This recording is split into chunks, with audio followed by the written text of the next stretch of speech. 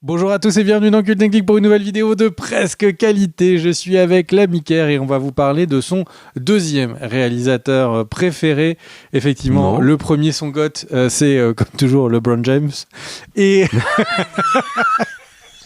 c'est pas vrai, arrête. Et du coup, on est là pour vous donner un petit peu nos classements de nos 5 films préférés de Nolan. On s'est dit que la sortie, du coup, depuis quelques jours de Oppenheimer serait un bon moment pour faire cette vidéo. Les mecs qui ont juste un an de retard. C'est nous. Et du coup, eh bien, mon cher Ker, est-ce que... Alors, déjà, Ker, comment... Alors, j'ai dit à Ker, je te préviens, tu risques de ne pas être content parce que moi, j'aime énormément Nolan, mais moins de films de Nolan que Ker. Et le truc, c'est que, du coup, Ker, je t'annonce, mon top 5, c'est 3 films parce que pour moi, il a fait que 3 bons films, les autres, c'est de la merde. Ah, alors moi, je suis désolé. Je plaisante. J'ai eu du mal à trouver un top 5 parce qu'il y avait plus que 5 films qui me plaisaient. Non, et je par voulais contre, voir ta tête. Je pense qu'il y a un petit souci, mon cher Greg, c'est quand tu m'as dit on fait le top 5 de Nolan, moi j'ai fait le top 5 des plus beaux buts de Nolan Roux. Donc du coup, je risque d'être un peu en contre-courant avec toi. Blague de Radio Barefoot.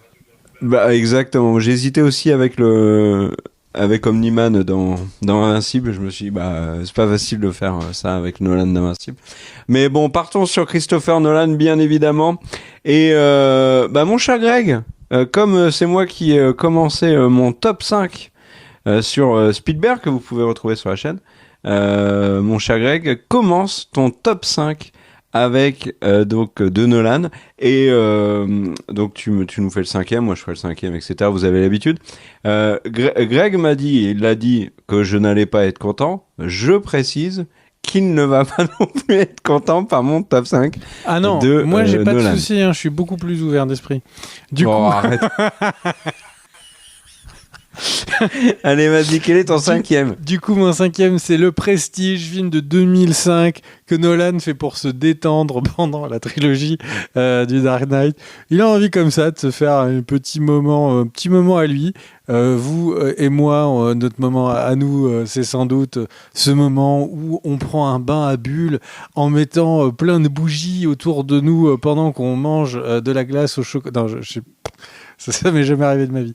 Et du coup, donc lui, en tout cas, son moment détente à lui, c'est ça, c'est de se faire Le Prestige, petit film comme ça, extrêmement bien. Et en fait, ce qui est marrant, c'est qu'avec ce film, c'est que l'autopilote de Nolan, c'est d'avoir Michael Caine qui fait de la narration, etc.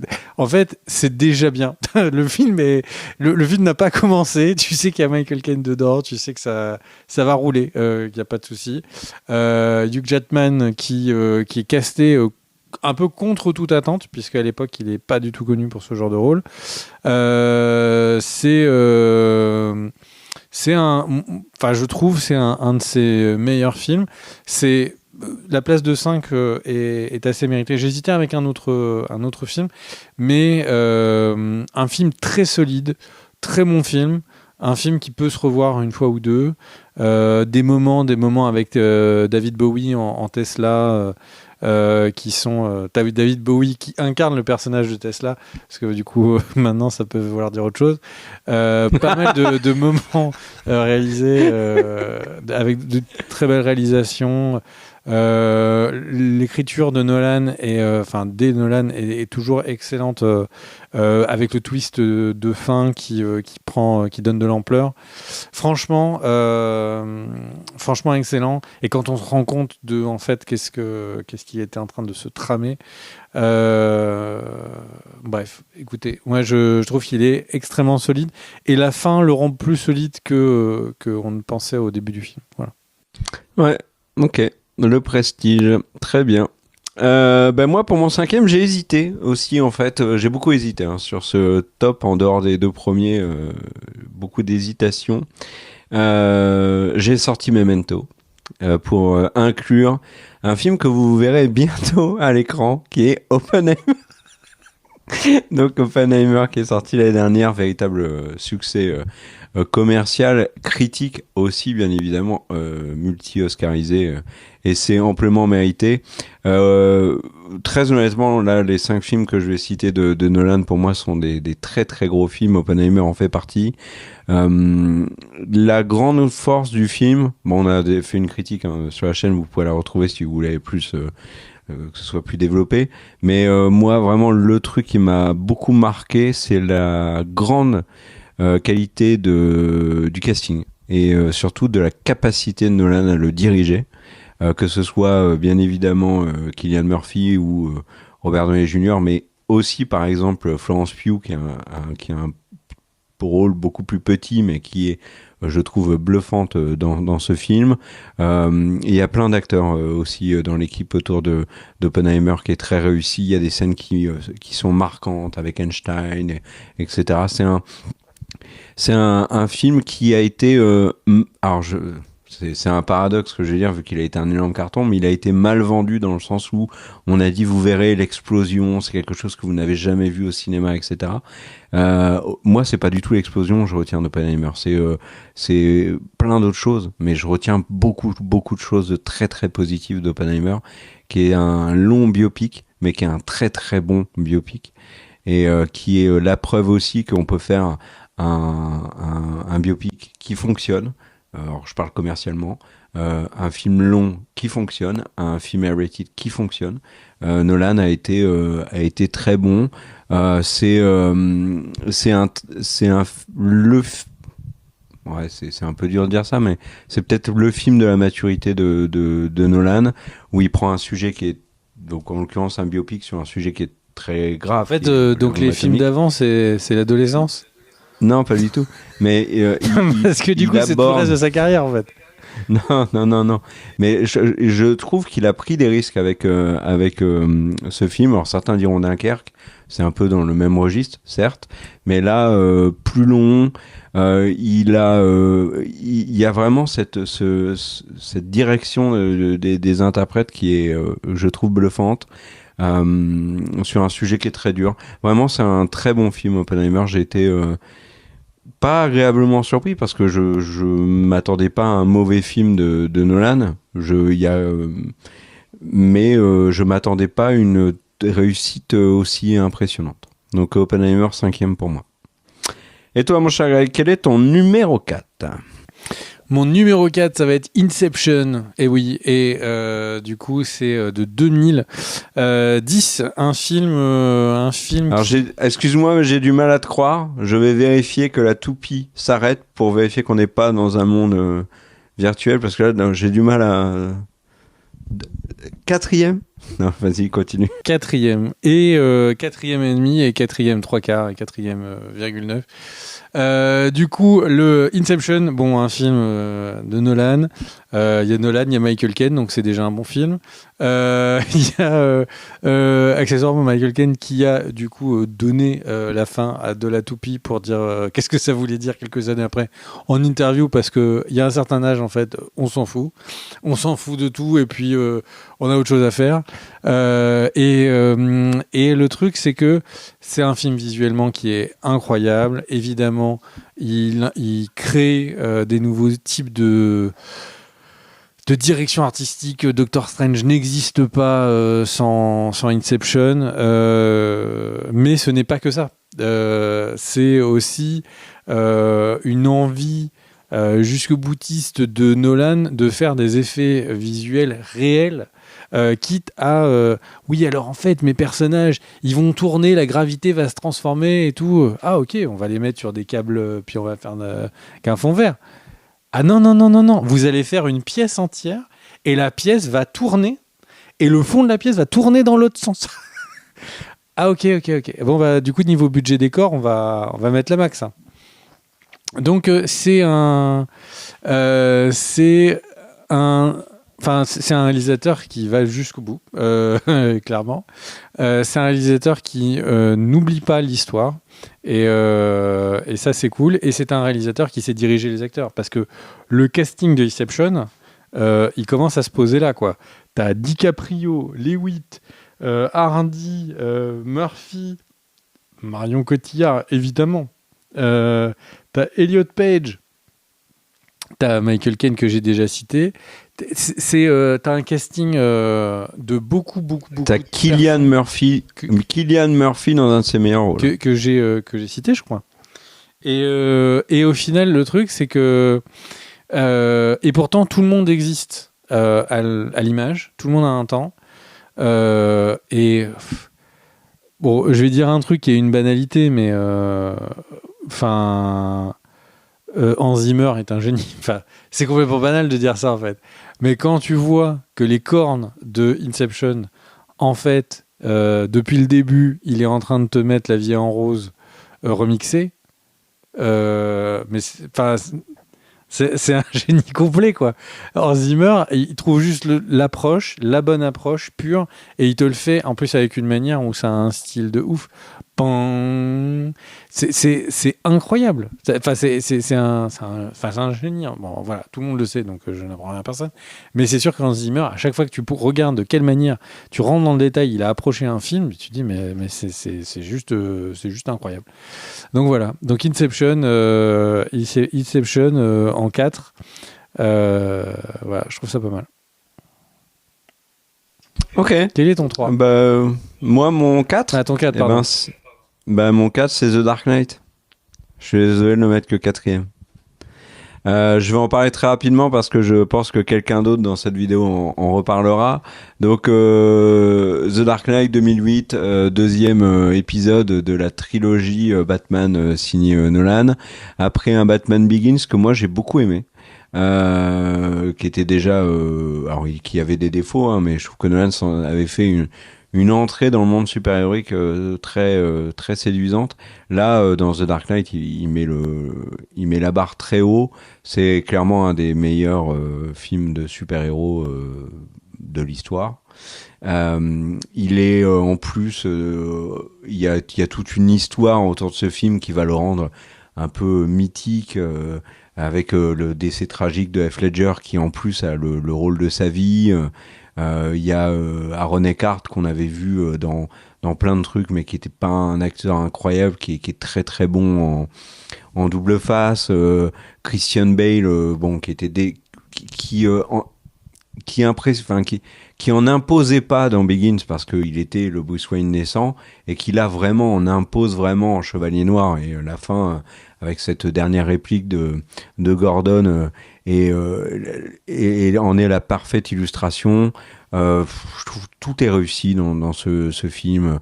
Le casting est vraiment parfait parce que Gary Oldman génial, Michael Caine aussi, mais ils étaient déjà dans Begins. Mais tu vois Morgan Freeman, ils ont changé d'actrice, donc ils ont changé Rachel. Maggie Gyllenhaal qui remplace Katie Holmes est très bien aussi. Enfin, l'histoire, enfin tout est la musique. Enfin, vraiment. Alors par contre, c'est James Newton Howard qui était à la musique avec Alzheimer sur Begins et aussi sur The Dark Knight. La musique de Begins était déjà extrêmement réussie, la musique de The Dark Knight aussi. Franchement, je pense que il va pas y avoir énormément de films de super-héros à l'avenir qui qui pourront s'asseoir, on va reprendre cette expression, s'asseoir à la table de The Dark Knight, qui est un très grand film de super-héros, qui n'est pas mon Nolan préféré, mais comme je l'ai dit, vraiment ce top 5, c'est 5 pépites, donc c'est du très lourd The Dark Knight. Voilà, c'est mon 4e. À toi mon cher Greg. Et mon 3e, ça va être Inception. Non, le truc qui devient fou. Inception qui rentre partout. Donc Inception était toujours mon 4e. Et donc mon 3, c'est Memento de 2000, qui est le film qui fait exploser Nolan un peu à la vue de tous. Oui, il a fait d'autres films avant, nous le savons, mais je ressors ma fiche. Mais le truc, c'est que il est à ce moment-là, en fait, il dit hey, coucou, je suis un petit réalisateur, mais je vais devenir excellent. C'est un scénario. En fait, quand on est un jeune réalisateur, enfin, je ne peux que supposer ou vous dire ce que j'ai pu lire sur des histoires de jeunes réalisateurs, mais quand ce sont des jeunes réalisateurs de films, ils sont obligés de de trouver une idée qui a le maximum d'impact tout en ayant un budget qui va être très petit, puisque c'est pas des grands réalisateurs, on leur fait pas confiance, etc. Et en plus, pour que leur film soit visible, il faut la logique d'avoir au moins une star ou quelqu'un qui va être un tout petit peu connu pour du coup peser. Et là, en fait, c'est parfait. En fait, ils trouvent une idée qui a le maximum d'impact. Et du coup, d'avoir un personnage qui oublie en permanence l'intrigue pourrait être hyper chiante. Sauf que, du coup, on pourrait avoir quelqu'un qui en permanence revit la même scène. Sauf que là, la manière dont la narration est trouvée est exceptionnelle. On est à un moment en plus où l'œil des critiques est beaucoup sur Pulp Fiction et cette narration discontinue. On a le début, la fin à des moments. Donc en fait, il s'insère dans la mode un petit peu de ce qui va attirer le regard à l'époque. Il a Guy Pearce qui est peut-être dans un de ses meilleurs rôles, je pense. Peut-être avec Priscilla, Reine du désert. Je pense que c'est peut-être ses deux meilleurs rôles. Et parce que Iron Man 2 n'est pas des meilleurs rôles de 3, n'est peut-être pas un des meilleurs rôles de Guy Pearce. Et en fait, le truc, c'est que il est juste sur des bases pour dire je vais arriver, je vais peser, donnez-moi du budget, je suis capable de faire une réalisation de ouf, de trouver des idées de ouf. C'est aussi un des films qu'il écrit avec son frère. Et je trouve que son frère apporte énormément sur l'écriture quand ils sont tous les deux. C'est vraiment un film qui n'a pas besoin du budget des autres films, n'a pas besoin de Inception pour être un meilleur film. Parce qu'après tout, nous, on va juste regarder combien d'émotions on a eu en 1h30 ou 2 heures. Et je trouve que Memento marche mieux. Et je retiens l'histoire et la réalisation et les enjeux de Memento plus que je ne retiens que sur Inception. Je n'ai retenu globalement que les visuels et la musique. Et donc c'est pour ça que si je garde ce qu'il y a de mieux, et c'est pour ça que je le mettais au-dessus. Mon cher Kerr, toi, quel est ton numéro 3 ? Eh ben, mon numéro 3, mon cher Greg, tu en as déjà parlé, c'est Le Prestige. J'ai hésité, Le Prestige, 5e, 4e, 3e. Je le mets 3e. Pourquoi ? Bon, déjà, tu as dit l'essentiel.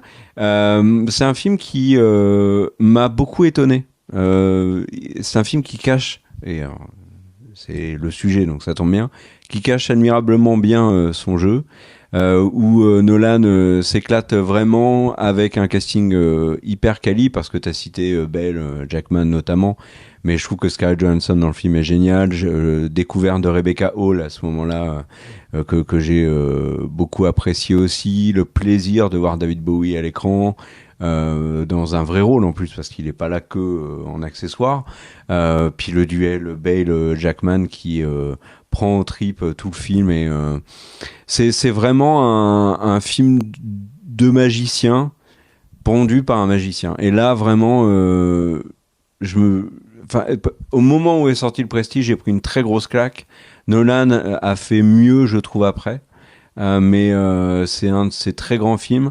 Et juste un mot sur Memento que tu as cité avant, je trouve aussi que c'est un très grand film avec un concept qui fait presque tout, parce que Nolan a une mise en scène et l'utilisation de ses acteurs qui est réussie dans Memento, mais c'est vraiment un super film, Memento. Si vous l'avez jamais vu, sautez dessus. Pareil pour Le Prestige. C'est des films de Nolan qui sont moins vus, comme Insomnia, etc. Mais c'est vraiment des films qui méritent d'être vus, quoi.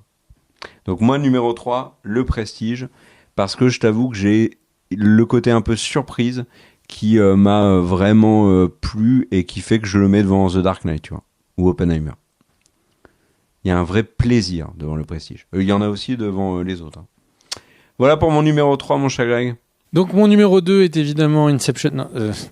Du coup, mon numéro 2, c'est Dunkerque.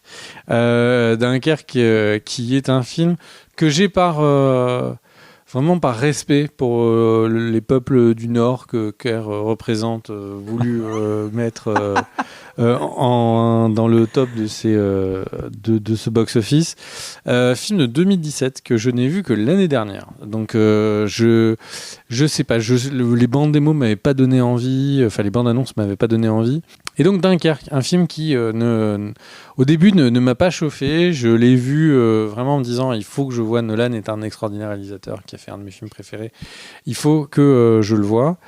Et notamment, j'avais vu l'interview dans Combini d'un réalisateur qui disait que quand il avait vu Dunkerque, il s'était rendu compte que c'était un réalisateur que Nolan est un réalisateur qui était tellement au-dessus de lui en tout point de réalisation. Et du coup, je me suis dit, ok, bon, entre réalisateurs, s'ils se disent que Dunkerque est un film à ce point-là de ouf, il faut le voir.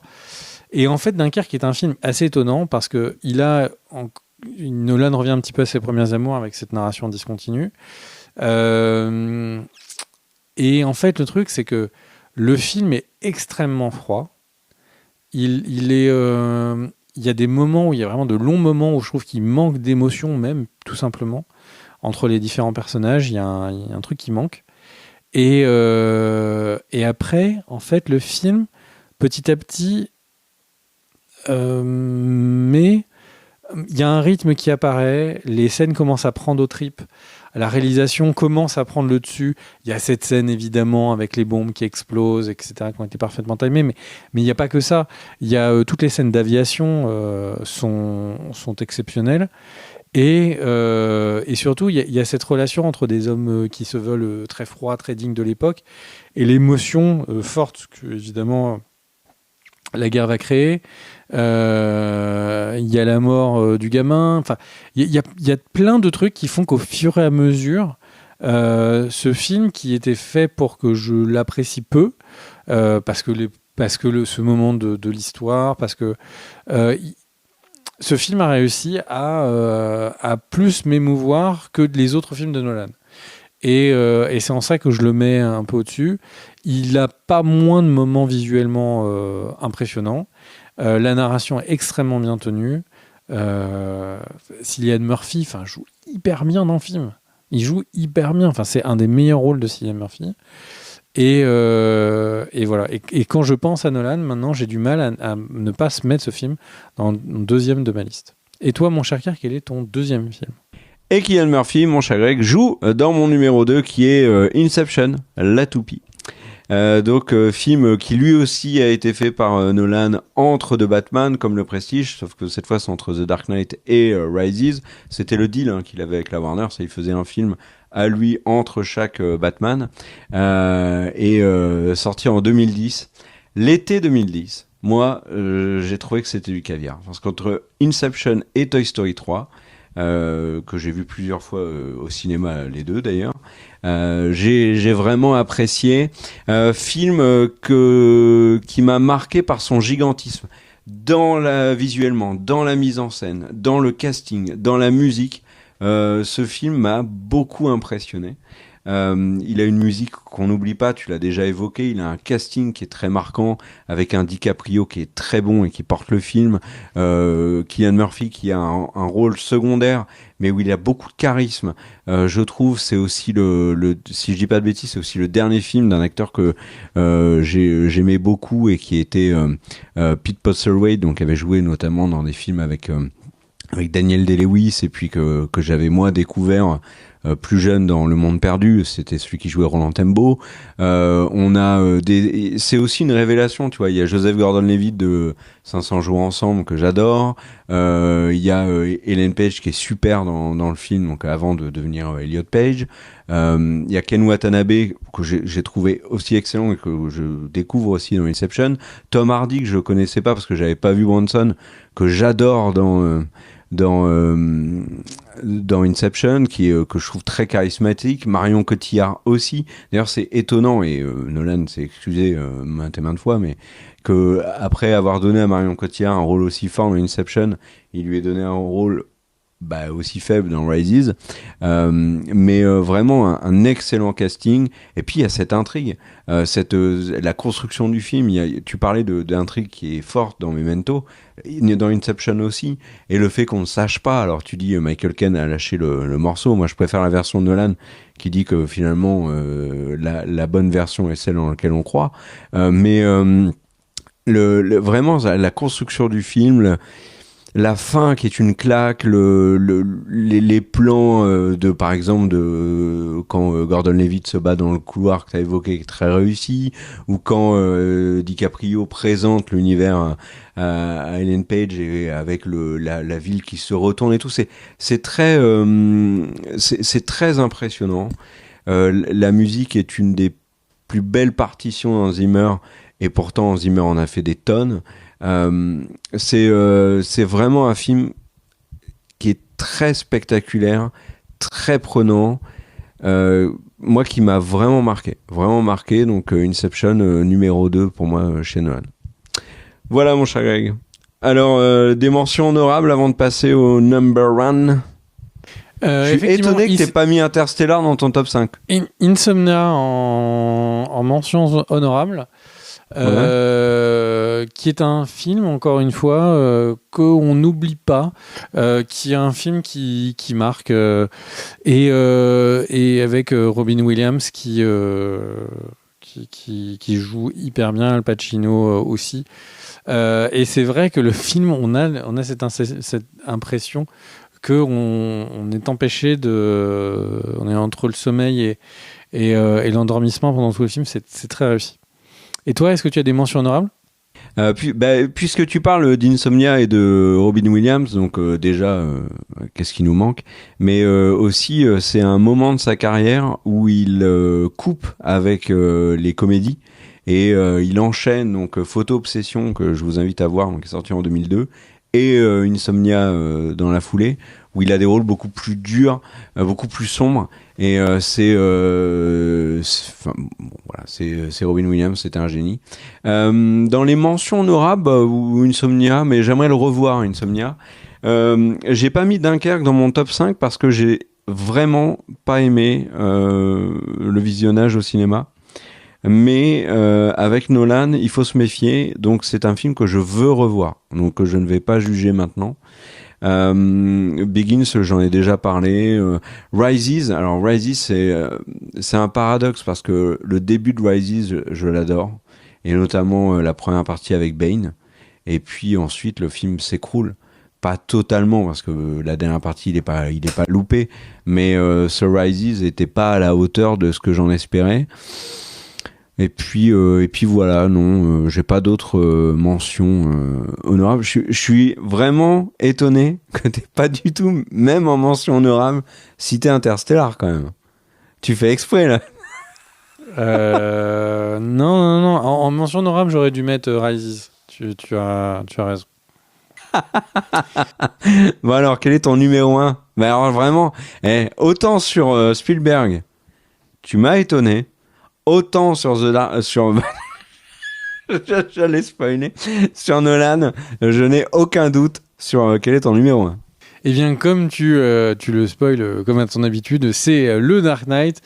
Le Dark Knight qui est... Alors, est-ce que c'est son meilleur film ? Je pense qu'il pourrait y avoir débat avec d'autres de ces 5 films que tu cites ou que je cite, mais c'est mon préféré. C'est mon préféré de très loin. C'est un film qui incarne tellement de choses que j'aime. Ce film est d'une réalisation mais incroyable.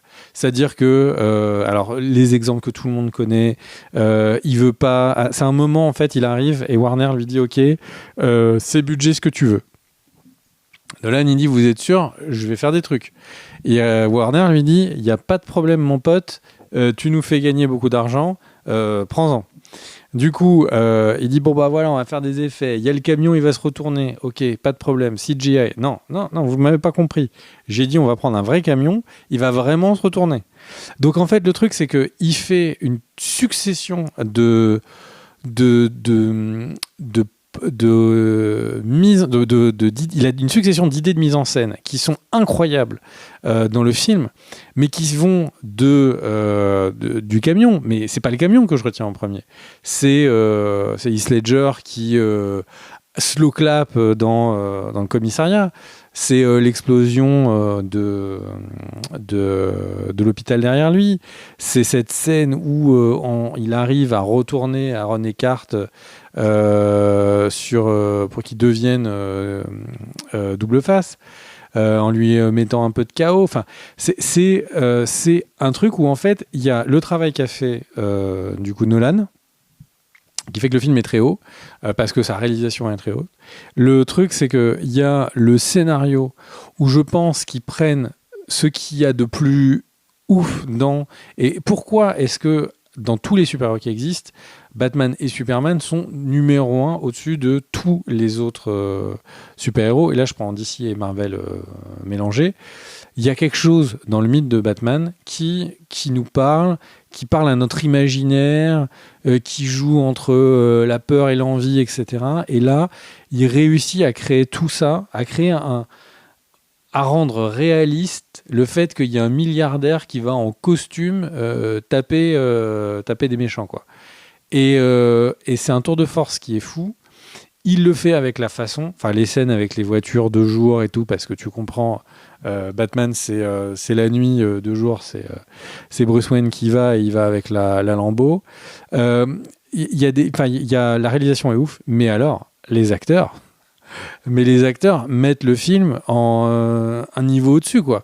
C'est-à-dire que Heath Ledger devant Christian Bale, c'est fou, c'est vraiment c'est pour reprendre une citation du film, c'est l'objet inamovible contre la force immuable. C'est le mouvement perpétuel contre l'objet inamovible. C'est vraiment ça, quoi. On sent une collision entre deux acteurs qui sont au pinacle de leur talent.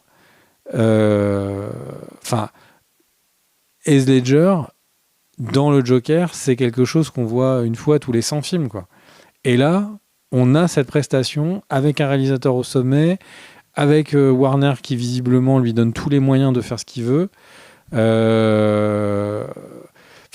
Et alors en plus, on rajoute le fait que il commence à ce moment-là, sur ce film-là, parce que le budget, il commence à dire en fait, je voudrais faire quelques plans en IMAX. Ce qui n'est pas du tout commun à l'époque. Il y a 3 caméras capables de faire ce qu'ils veulent faire. Ils en éclatent une pendant un tournage. Du coup, ils vont récupérer celle qui est sur un documentaire sur la montagne pour pouvoir continuer à tourner. Mais du coup, ils vont payer le documentaire pour toutes les journées qu'ils ne tourneront pas. Et nous, on a des images qui sont oufissimes en termes de définition. Enfin, vraiment, pour l'avoir vu en IMAX, le film est d'une qualité technique qui est incroyable. Enfin, ça a été un challenge technique, un challenge humain, et le film sort en plus dans la douleur avec des alertes terroristes, avec Heath Ledger qui décède pas longtemps après. Enfin, pour moi, c'est le pinacle, quoi. C'est au-dessus, et même s'il fait un excellent film où il fait un sans faute technique, je sais pas comment il va réussir à être équivalent à ça. Voilà. Et toi, mon cher K? Alors je me suis un peu vendu aussi en disant mais quoi, il n'est pas dans tes mentions honorables. Mon numéro 1 c'est Interstellar. J'ai eu une expérience un peu étrange avec le film. C'est-à-dire que la première fois que je l'ai vu au cinéma, j'en attendais énormément parce que bien évidemment avec la trilogie du Batman et puis avec Inception, avec le Prestige, Memento et tout, Nolan était devenu un des réalisateurs que je respectais le plus. Et la première fois que j'ai vu le film, je suis resté assez hermétique à son message, à ce qu'il voulait me donner, me faire vivre comme aventure. Et je suis retourné le voir quelques jours après. Et là, pour des raisons bien mystérieuses, j'ai été conquis complètement par Interstellar. J'avais même des frissons, par exemple, et pourtant la salle était vraiment la bonne température. Il y a une scène avec, mais je pense que c'est le fait de le revoir aussi, avec Anna Thaoué quand elle est dans le vaisseau, par exemple, où il y a la main qui passe. Bon bref, il y a plusieurs scènes où vraiment j'ai été pris par le film. Et le revoir est une de mes expériences ciné les plus marquantes et agréables que j'ai pu avoir. Et Interstellar est un film de science-fiction qui est étonnant, qui est aussi, je trouve, à la différence d'Inception ou à la différence de d'autres films de la filmo de Nolan, qui en apparence, et même un peu plus qu'en apparence, pourrait être scénaristiquement casse-gueule.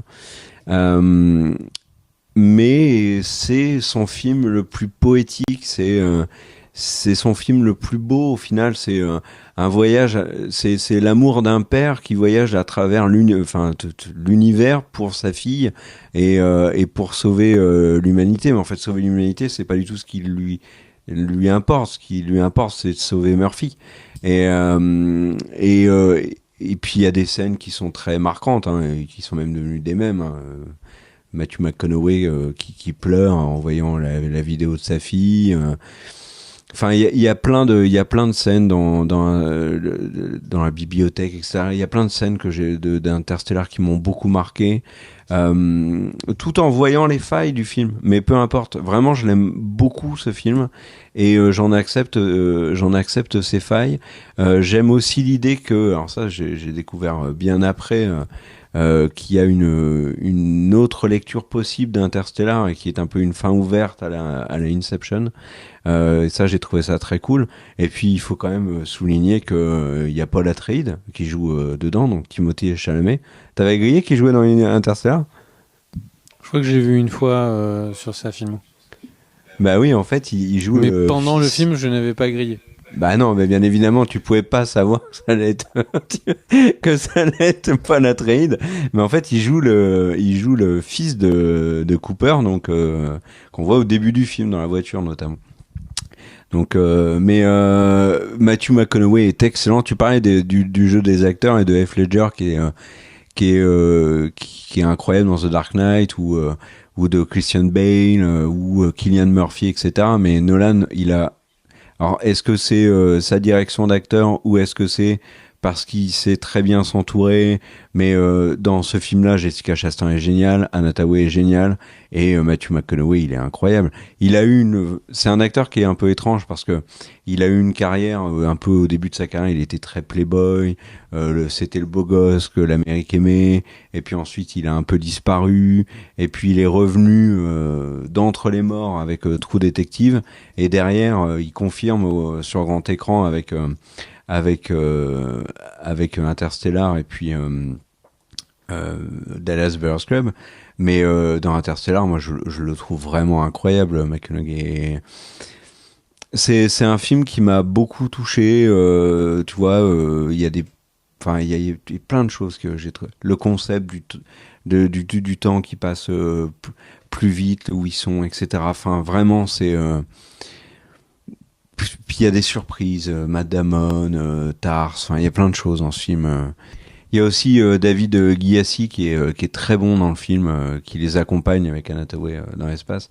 Et puis ce qui lui arrive, il y a vraiment plein de choses dans Interstellar qui fait que pour moi c'est le plus imparfait et le plus réussi des Nolan. J'ai vraiment conscience que scénaristiquement, c'est celui qui est le plus bancal, mais c'est celui qui est le plus poétique. Et ça, c'est ce genre de choses qui, moi, me touchent. Donc voilà, Interstellar en 1. Voilà, dites-nous, vous, dans les commentaires, quel est votre top 5 des films de Christopher Nolan. Qu'est-ce que vous avez pensé de nos différents avis, bien évidemment, dans le respect. Merci aux tipeurs pour votre soutien. N'hésitez pas à vous abonner si vous voulez retrouver d'autres vidéos. Et on se retrouve très vite, justement, pour de nouvelles aventures sur Cult & Click.